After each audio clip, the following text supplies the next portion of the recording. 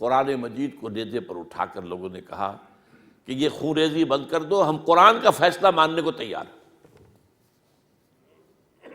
حضرت علی دیکھ رہے تھے کہ یہ اصل میں میری فتح کو شکست سے بدلنے کا پروگرام ہے، تقریباً فتح میری ہو چکی ہے، لیکن یہ جو طبقہ تھا یہ انہوں نے کہا نہیں، بڑی ٹھیک بات کہہ رہے ہیں وہ، مانیے ان کی بات، جنگ بند کی۔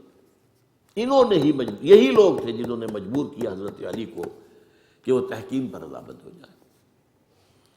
اس کے بعد تحکیم میں جو معاملہ ہوا، حضرت علی حضرت عبداللہ ابن عباس کو اپنی طرف سے حکم بنانا چاہتے تھے، یہ اڑ گئے نہیں، یہ اڑ جانے والے لوگ، اور یہی اصل قوت تھے، وہاں ساری طاقت کوئی نہیں کی تھی۔ تو انہوں نے ابو موسیٰ اشعری کو اپنی طرف سے مقرر، وہ بہت نرم خو آدمی تھے، انہیں بناؤ۔ بہرحال جو بھی بات طے ہوئی، اب تاریخ کی روایتوں میں اختلاف ہو سکتا ہے، کہا یہ جاتا ہے کہ طے تو یہ ہوا تھا حکمین کے مابین، ادھر سے ابو موسیٰ اشعری، ادھر سے عمرو بن العاص رضی اللہ تعالی عنہما، کہ آپ اپنے جو کلائنٹ ہیں حضرت علی، آپ انہیں معزول کر دیجئے، میں معاویہ کو معزول کر دیتا ہوں، پھر جو ہے مسلمان فیصلہ کر لیں کسی اور کی عبادت۔ انہوں نے کھڑے ہو کے کہہ دیا میں علی کو معزول کرتا ہوں، اور عمرو بن العاص نے کہا کہ میں معاویہ کو قائم کرتا ہوں۔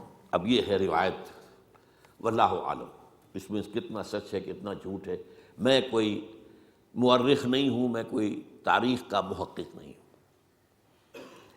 اس کے بعد جو ہے اب یہ لوگ انہوں نے کہا کہ مانیے تحکیم کو، اور جب انہوں نے حضرت علی نے اس تحکیم کے فیصلے کو ماننے سے انکار کیا تو باغی ہو گئے، حضرت علی کو کافر قرار دیا، اور جا کر ایک جگہ پر حرورہ ایک جگہ تھی، وہاں پر جا کے جمع ہو گئے، جتھا بندی کی، بہت بڑی طاقت پر وہاں کری۔ انہوں نے طے کیا کہ علی بھی کافر ہو گیا، معاویہ بھی کافر ہو گیا، عمرو بن العاص بھی کافر ہو گئے، سب کافر ہیں۔ حضرت علی کی طرف سے ایک گئے سفیر ان سے بات کرنے کے لیے، تو انہوں نے کہا تم ہی نے تو کہا تھا کہ تحکیم کو تسلیم کرو، کہ ہاں ہم نے گناہ کیا تھا، کفر کیا تھا، ہم توبہ کی ہم نے، اگر علی بھی مان لے کہ میں نے مان کر کفر کیا تھا اب میں توبہ کرتا ہوں تو ہم ان کی بات مان لیں گے۔ اب حضرت علی اس طرح کا جھوٹ کیسے بولتے، انہوں نے تو کوئی کفر نہیں کیا تھا۔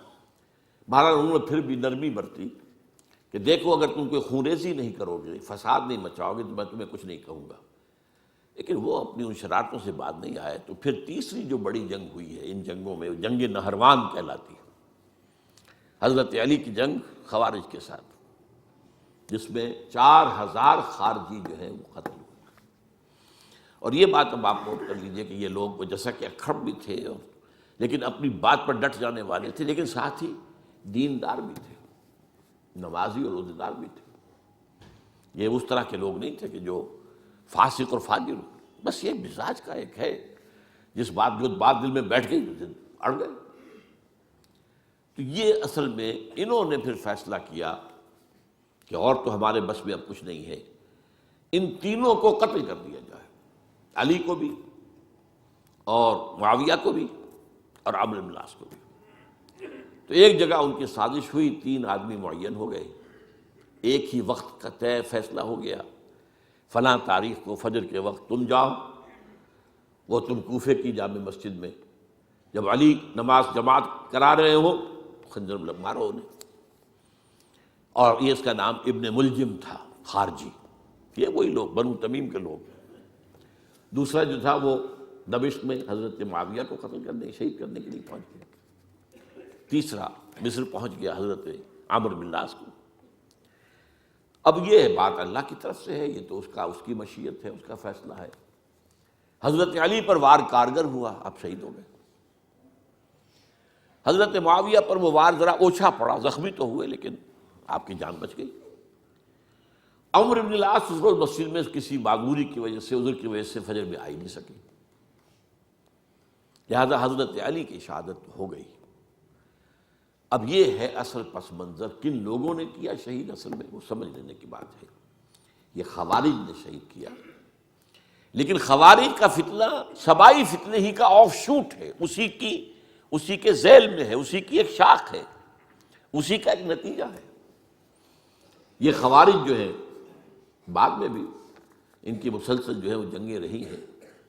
بہرحال اس صورتحال کو یہ سمجھ لیجئے کہ یہ خلفائے ثلاثہ رضی اللہ تعالی عنہ، حضرت عمر شہید، عثمان شہید، علی شہید۔ عجیب بات ہے کہ تینوں کا نام عین سے شروع ہوتا ہے، عمر عین سے، عثمان عین سے، علی عین سے، تینوں شہید ہوئے ہیں۔ لیکن یہ کہ یہ ہے تاریخی پس منظر۔ اب اس کے بعد میں صرف آپ کو چند اشارے دوں گا، میں نہیں چاہتا کہ اس سے آگے کوئی تفصیل سے گفتگو ہو۔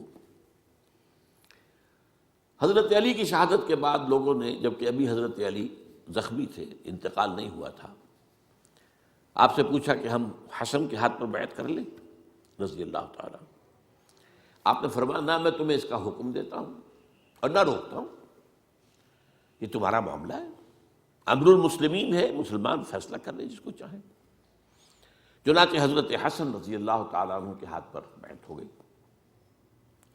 اب معاملہ ٹھہرا حضرت حسن اور حضرت معاویہ کے مابین۔ 6 ماہ خلافت رہی ہے حضرت حسن کی رضی اللہ تعالیٰ عنہ، اور میں انہیں 5واں خلیفہ راشد مانتا ہوں۔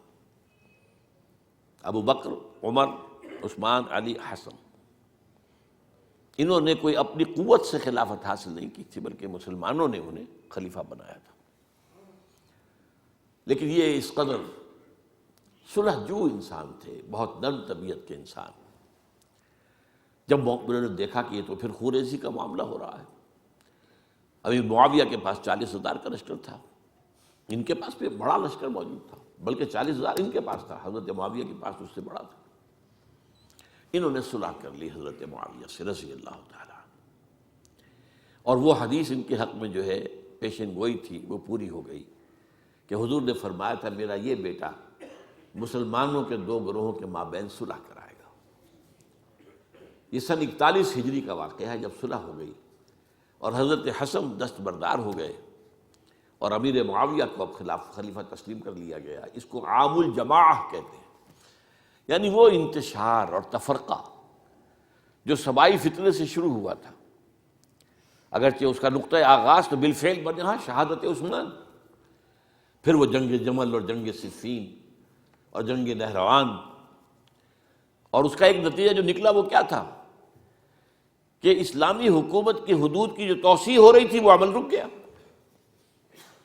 وہ تو خلفائے ثلاثہ، اب یہ ثلاثہ میں گرنا ہوں، حضرت ابوبکر، حضرت عمر، حضرت عثمان، ان کے دور میں ساری توسیع ہوئی، فتوحات ہوئی۔ حضرت علی کا دور جو ہے سارا خانہ جنگی کی نظر ہو گیا۔ وہ خلیفہ راشد ہیں، اس میں کوئی شک نہیں ہے، بہت عظیم شخصیت ہے، ہمارے نزدیک صحابہ کرام میں سوائے 3 کے سب سے بڑھ کر ہیں، سب سے افضل ہیں۔ ہاں ابو بکر، عمر، عثمان ان سے افضل ہیں ہمارے نزدیک۔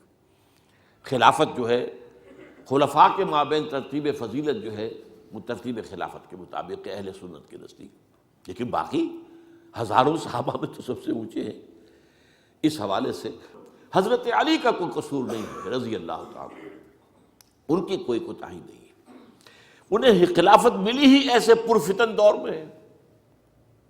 اگر کہنا جو ہے اگرچہ روکا گیا ہے کہ یہ کلمہ لو مت استعمال کیا کرو، اگر یوں ہوتا تو یوں ہو جاتا، لیکن یہ کہ بہرحال ہمارا سوچنے کا ایک انداز ہے، اگر حضرت علی کو اول دور میں خلافت ملی ہوتی تو ان کے کچھ اور نتائج اور ہوتے۔